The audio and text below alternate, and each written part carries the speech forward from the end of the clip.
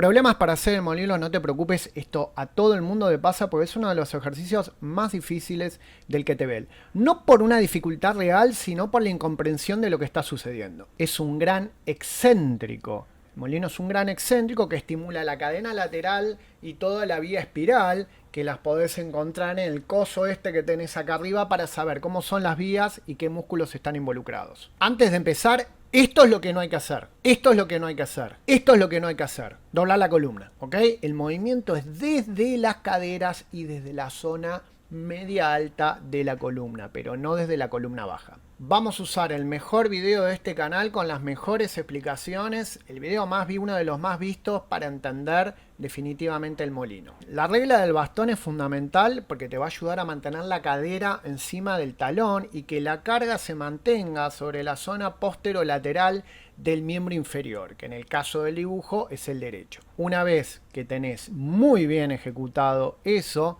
podés liberar el bastón, podés seguir usando una pared y podés trabajar tratando de llegar con el codo hacia la rodilla, flexionándote principalmente desde las caderas. Luego podés continuar bajando hasta el suelo y esto simplemente no hace falta llegar al suelo, o sí, va a depender de la flexibilidad de cada uno. Y luego podés ejecutar lo que llamamos el molino alto, que es justamente el miembro superior, elevarlo y que quede lo más vertical posible con el techo. Luego podés juntar ambas figuras, el molino bajo y el molino alto, como estamos viendo acá, que sería el molino completo. Y luego podés empezar a hacer todo con una pesa. O sea, tomando una pesa desde abajo, como si fuera un peso muerto diagonal.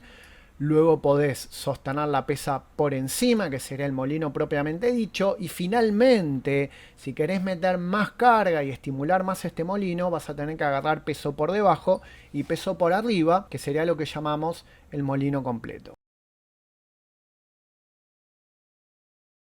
¿Sabés lo que es muy importante? Y no te lo voy a pedir ni por favor ni con un cartel. Suscríbete.